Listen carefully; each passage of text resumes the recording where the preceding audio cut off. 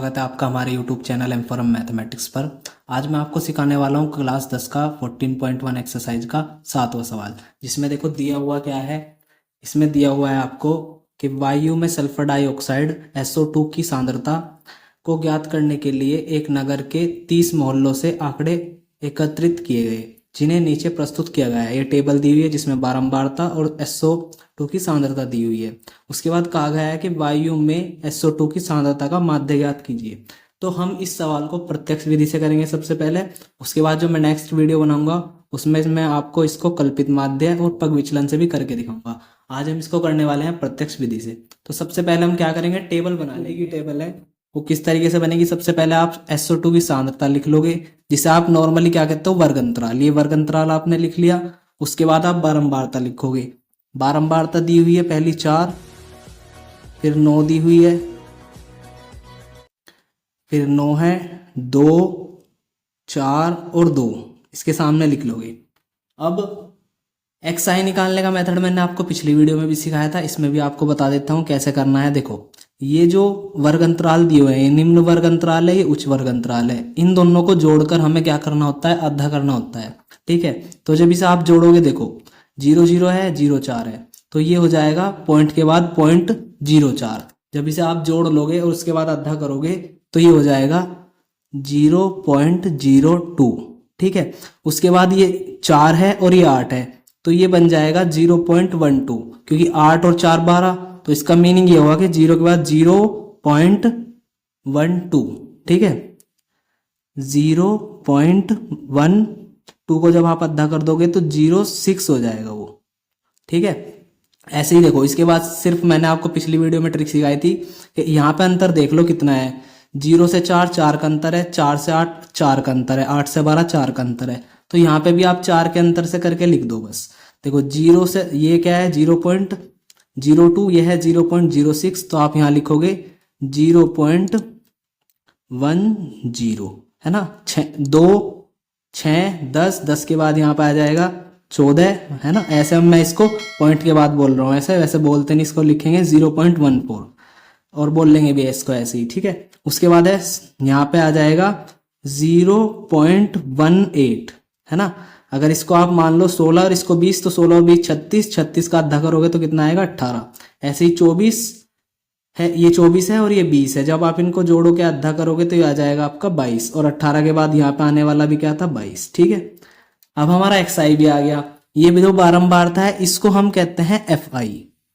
ठीक है, FI आ गया है, XI आ गया है। ठीक है, अब इन जो प्रत्यक्ष विधि होती है उसमें हम क्या करते हैं, FI और XI की मल्टीप्लाई कर देते हैं। तो इसकी इसमें मल्टीप्लाई करते जाना है, पहले वाला F और पहले वाला X, दूसरे वाला F दूसरे वाला X, सामने सामने ऐसे मल्टीप्लाई करके आपको यहाँ पे लिखना है।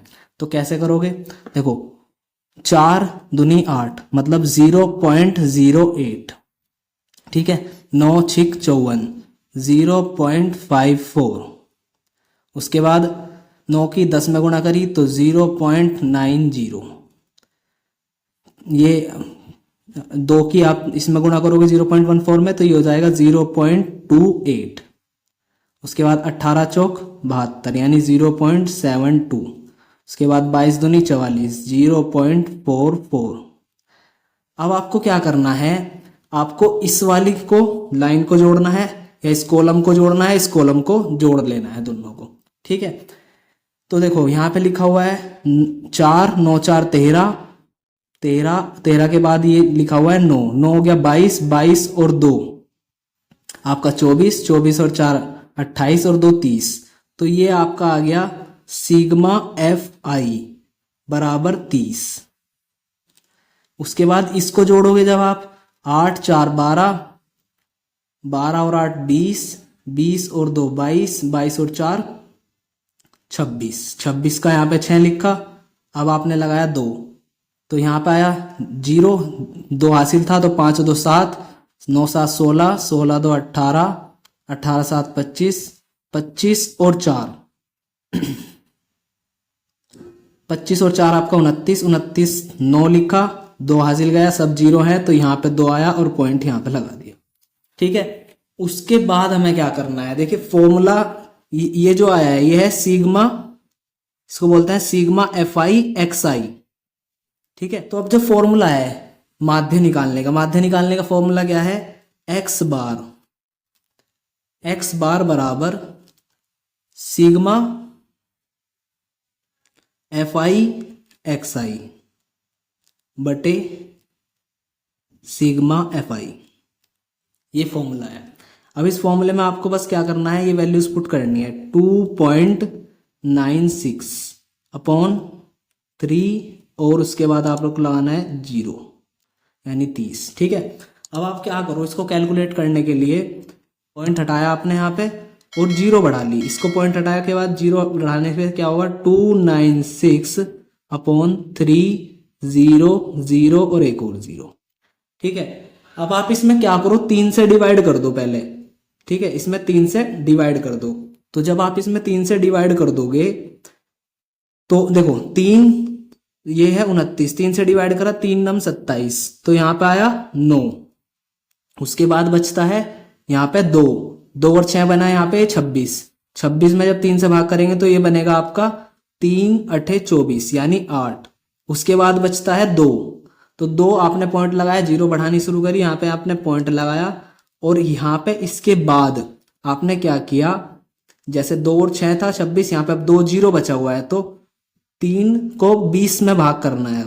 ठीक है, 3 से 20 में भाग करेंगे तो क्या आएगा, वहां पे आपको 3 छंग 18 3 छंग 18 ऐसे चलता चला जाएगा, तो यहाँ पे हम लिख देंगे 98.67 और अपॉन में आप देख पा रहे हो क्या बचा हुआ है, अपॉन में बचा हुआ है इसके अभी भी